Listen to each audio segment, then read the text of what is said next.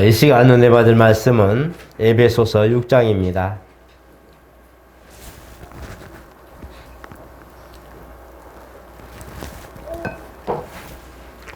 에베소서 6장 1절로 9절 말씀 우리 천천히 교독합니다. 자녀들아, 주 안에서 너희 부모에게 순종하라. 이것이 옳으니라. 내 아버지와 어머니를 공경하라. 이것은 약속이 있는 첫 계명이니 이로써 네가 잘되고 땅에서 장수하리라. 또 아비들아, 너희 자녀를 노엽게 하지 말고 오직 주의 교훈과 훈계로 양육하라. 종들아, 두려워하고 떨며 성실한 마음으로 육체의 상전에게 순종하기를 그리스도께 하듯 하라. 눈가림만 하여 사람을 기쁘게 하는 자처럼 하지 말고 그리스도의 종들처럼 마음으로 하나님의 뜻을 행하고 기쁜 마음으로 섬기기를 주께 하듯 하고 사람에게 하듯 하지 말라. 이는 각 사람이 무슨 선을 행하든지 종이나 자유인이나 주께로부터 그대로 받을 줄을 알미라. 상견들아, 너희도 그들에게 이와 같이 하고 이업을 그치라. 이는 그들과 너희의 상전이 하늘에 계시고 그에게는 사람을 외모로 취하는 일이 없는 줄 너희가 알미라. 아멘. 우리 같이 한번 합니다. 하나님은 사랑이시다. 하나님께서 사람을 만드시고 가정을 허락하셨습니다. 그래서 이 가정을 통해서 하나님께서 큰 비밀을 나타내시고 또 가정을 통해서 종을 이어가게 하시고 또 가정 안에서 하나님의 뜻을 실현할 수 있는 또 실천할 수 있는 은혜를 허락하여 주셨습니다. 가정은 사실 태초부터 창세기 2장에 있는 것처럼 아담과 하와를 가정으로 이끌어주시고 또 생육하고 번성하라고 말씀하십니다. 그래서 가정에는 부모가 있고 또 자녀가 있고 또 그 안에서 아름다운 사랑이 싹트기도 하는 것입니다. 그래서 가정은 사실 신앙의 그런 기본적 원천이라고 볼 수 있겠고 또 가정 안에서 사실 신앙 교육이나 모든 삶에 또 사회생활에 있어서 알아야 될 모든 과정을 기틀을 준비하는 과정이 바로 가정에서부터 일어난다고 볼 수 있는 그런 중요한 부분이 오늘 저와 여러분이 가지고 있는 가정입니다. 그래서 하나님은 이 가정 안에서 하나님 뜻을 발견하기를 원하셨고 그 다음에 많은 서신서들이나 그런 기록한 이들도 가정의 중요성에 대해서 말씀합니다. 그런데 우리가 알 것은 가정에는 항상 존중과 배려가 있어야 화평하고 평안한 것을 보게 됩니다. 오늘 본문은 사실 자녀들아 주 안에서 순종하라 라고 말씀합니다. 자녀들은 당연히 부모에게 낳아주신 부모에게 순종해야 될 부분들이 있겠지만 그러나 존경하는 마음이 있어야 진심에서 나올 수 있고 또 부모를 어른을 공경하는 마음이 있어야 진심에서 섬김이 됩니다. 자녀들이 명령이나 어떤 의무감이나 어쩔 수 없이 부모를 선대하는 이런 모습보다도 마음에서 우러나는 그런 존경과 공경함이 있을 때에 모든 그런 부모의 사랑과 또 부모가 가지고 있는 모든 축복들, 은혜들을 저는 누릴 수 있다고 생각합니다.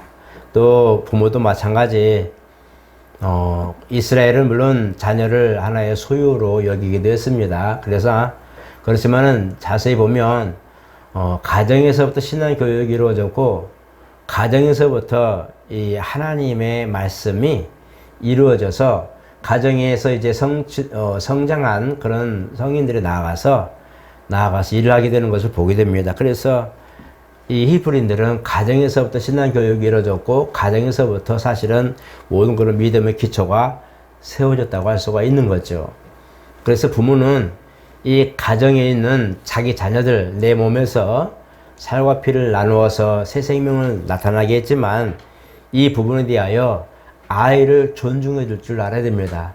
아이를 존경한다, 경유한다라는 말을 할 수 없지만 내 자녀일지라도 존중해 줘야 되네. 아이의 그런 언어나 아니면 필요나 아니면 그 뜻을 존중해서 대화로 해결할 수 있는 그만큼의 여유가 있어야 되고, 또 아이를 소유의 개념이나 내가 뭐 아무렇게나 시켜도 되는 그런 존재가 아니라 사랑받아야 될 존재, 그래서 부모의 사랑을 듬뿍 받을 만한 존재로 허락하셨다는 것을 꼭 기억해야 됩니다. 오늘날에는 교회에서뿐만 아니라 일반 그런 단체에서도 어른들을 공경하는 부분들이 많이 그렇게 보이지 않습니다. 왜냐면 전철이나 뭐 공공적 그런 장소에 가면 이런 것들이 많이 배려가 좀 부족하다라는 걸 느끼게 되는데, 가정에서 교육이 이루어지지 않으면 아이들이 나가서 그대로 배운 대로 한다는 거예요. 가정에서는 당연히 부모가 그냥 무조건 베풀기만 하고, 그렇게 하다 보니까 나가서는 베풀기만 하지, 아니면 또 가정에서 어떤 부분에 대하여 아이를 강압적으로 하게 되면 나가서 아이들이 그 강압적인 것에 대해서 그렇게 당연히 여긴다는 거죠. 그러니까 부모가 가정에서부터 서로 섬기는 것을 가르치고 배려해 주는 걸 가르치고 존중하는 걸 가르친다면 나가서도 아마 그는 그렇게 할 거라는 거예요. 이것을 바꾸면 하면 신앙 안에서도 마찬가지라는 거예요. 신앙 안에서도 신앙으로 모든 삶을 준비하는 부모가 있다면 그것을 보고 자라는 아이는 어디 가든지 항상 하나님 먼저 생각한다는 거예요.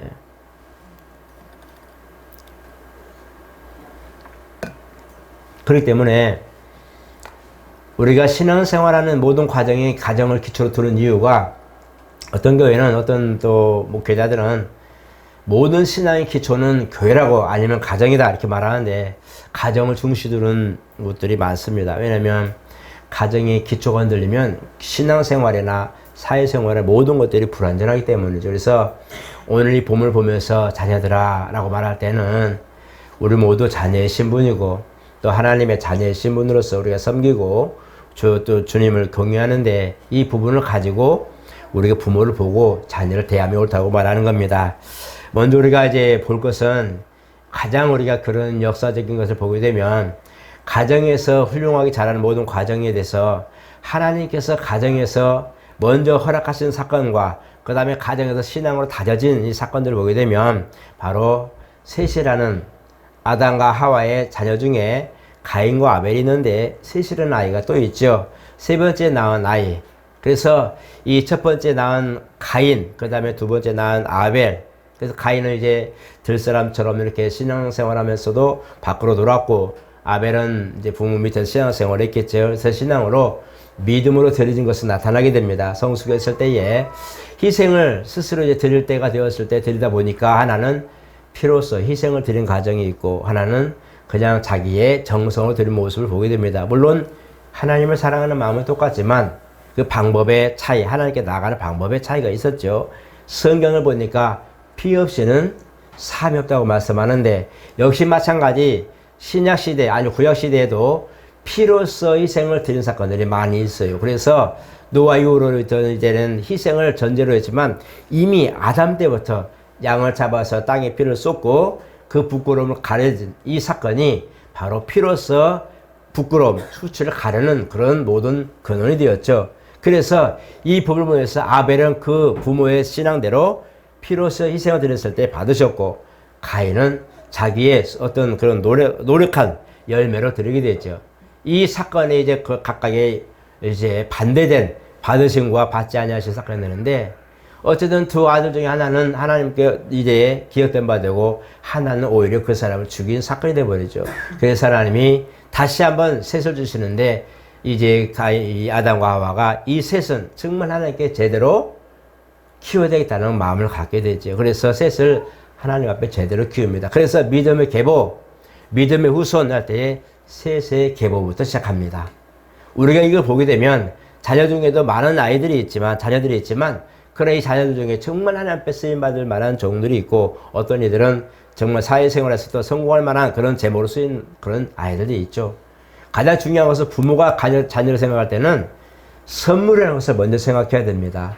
소유가 아니고 내가 만든 그런 소산물이 아니라 하나님이 내게 생명을 키우라고 맡겼다는 것을 먼저 기억하는 것이 좋다는 거예요. 그래서 내 태중에서부터 잘 키워서 세상에 내어놓기까지 잘 양육하는 것은 부모의 책임인데, 이와 같이 정말 아담과 하와가 두 아이를 보면서 그 마음에 상처를 입었던 것들을 다시 싸매고 이제는 셋으로부터 하나님의 위로를 받을 거라고 하는 그런 기대를 하면서 다시 한번 아이를 양육하는 이 모습 보면서 결국 거기서 성공한 믿음의 계보들이 나오지 않습니까? 오늘 저와 여러분들의 자녀들 중에 혹시라도 하나님이 주실 선물 중에 큰 인물로 하나님 큰 종으로 쓰실지 누가 압니까? 그러기 위해서 가정에서부터 우리는 신앙으로 연단할 수 있도록 그렇게 해주는 것이 부모로서 책임인 겁니다. 또 하나는 오늘 부모는 자녀를 노엽게 하지 말라고 말합니다. 무엇이 노엽게 하는 걸까요? 하는 것을 원하는 것을 원하지 못하는 아니 원하는 것을 못하게 했을 때일까요? 아니면 막 그냥 하고 싶은 것들 못하게 막았을까요? 반강제적인 것들일까요? 자녀를 노엽게 하지 말라. 무엇이 문제일까요? 부모가 자녀에게 허락된 부분들이 있고 자녀라 해도 해야 할 부분이 있고 해서는 안 될 부분이 있다는 겁니다. 평생을 가르친 자녀를 보면서 내 삶에 아이가 내 모습 보면서 배웠던 것들이 내가 스스로 가르치지 않았어도 어느샌가 내 삶에서 배운 바 되었다는 거예요. 그래서 어릴 때부터 도둑질한 아이를 칭찬하면 아이는 커서도 도둑질하는데 그것이 잘못인 걸 모른다는 거예요. 그냥 내가 남의 것을 좀 필요해서 가졌을 뿐인데 왜 나한테 뭐라고 하지? 우리 엄마 나한테 안 그랬는데? 라고 말한다는 거예요. 사회적인 그런 법에 저촉되는데도 본인은 그렇게 교육을 받았기 때문에 전혀 법에 대한 죄의식을 느끼지 못한다는 거죠. 그러한 것처럼 내 뒤안길 보면서 아이는 보고 배우는 것이 근 70%가 넘는다고 그래요. 말로 가르치는 것은 작답니다. 말로 가르치는 것은 이제 밥상 앞에서 앉아서 이렇게 하고 저렇게 하고 나가서 어떻게 하고 이렇게 가르치는데 이런 모든 훈계하면서 아이를 양육하는 모든 부분들은 그렇게 많은 비중을 차지하지 않는데요.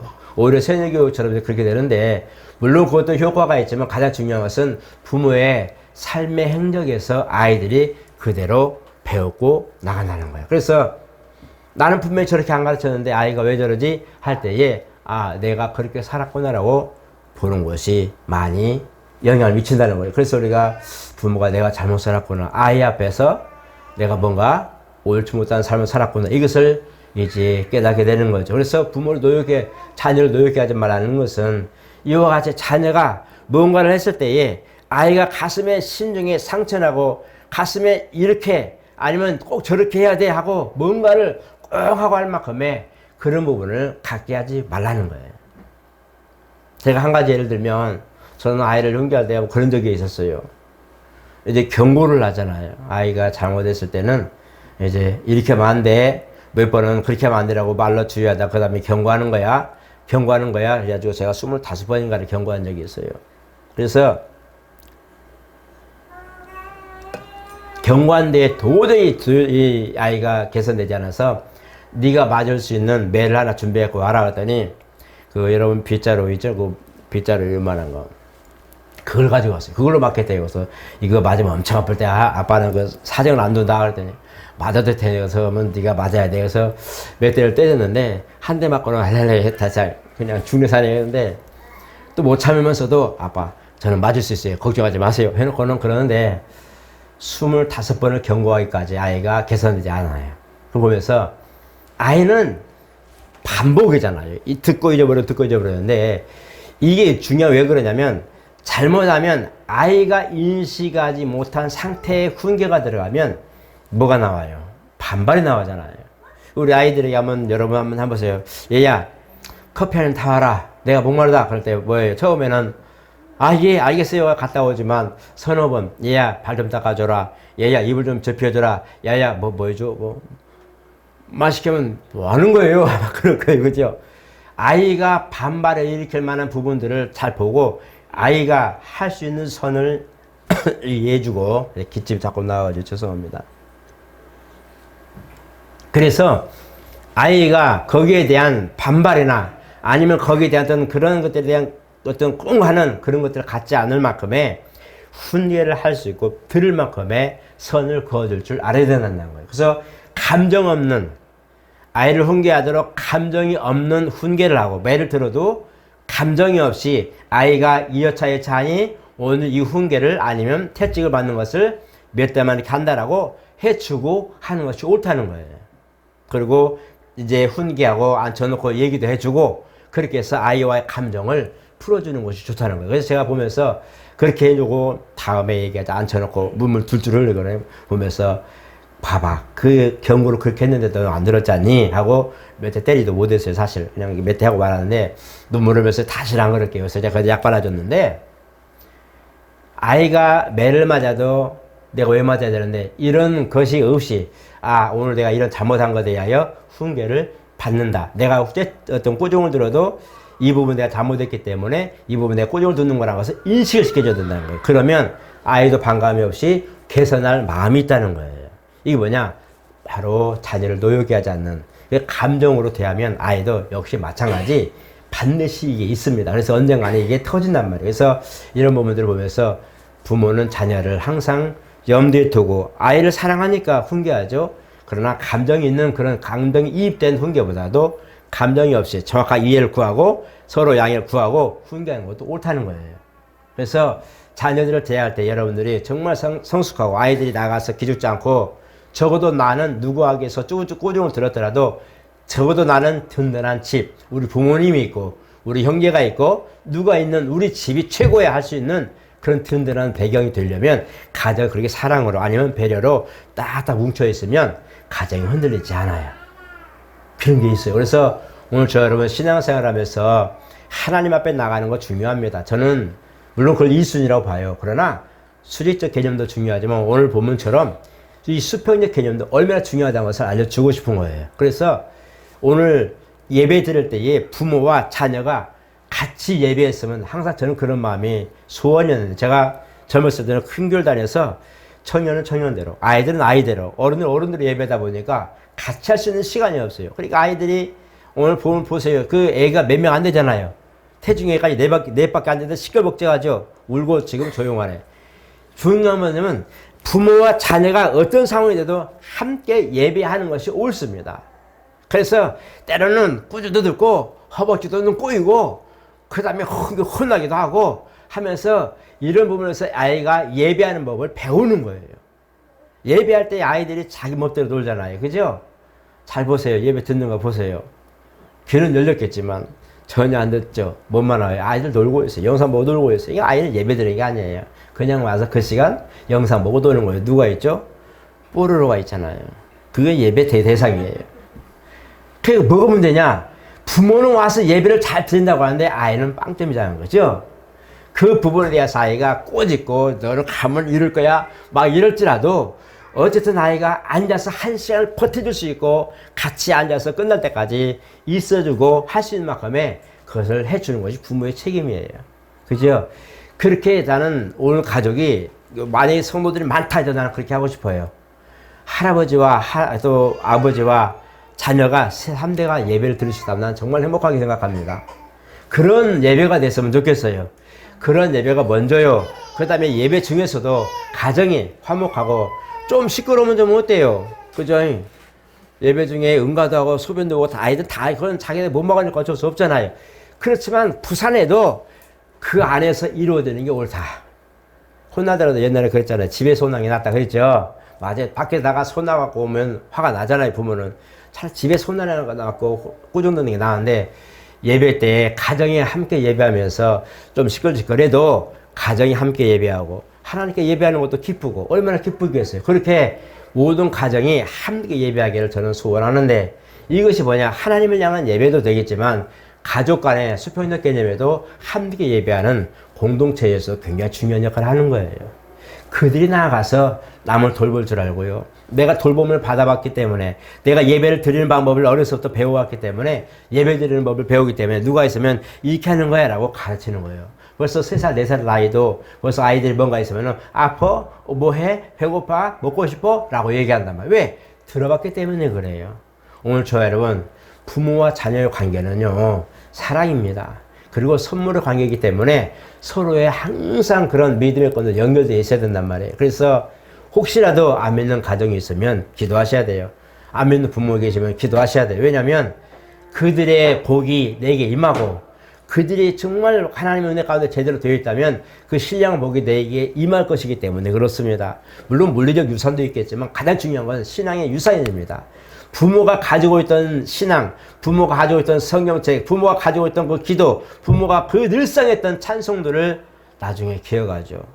부모님이 아버지 부모 안 계실 때 그들이 기억나는 게 뭐예요? 부모 생각하면 야 우리 부모 정말 그 찬양 좋아했는데 이게 생각나는 거예요. 현실적으로는 안 보여도 내 기억 속에는 부모가 있는 거예요. 그래서 뭐가 돼요? 그 생각이 나는 거예요. 아 그때 우리 부모님이 멀리 있을 때마다 아 그때 어머니가 이게 성경을 정말 많이 읽었는데 그게 생각나는 거예요. 지금 몰라요. 왜? 부모님이 살아계시니까.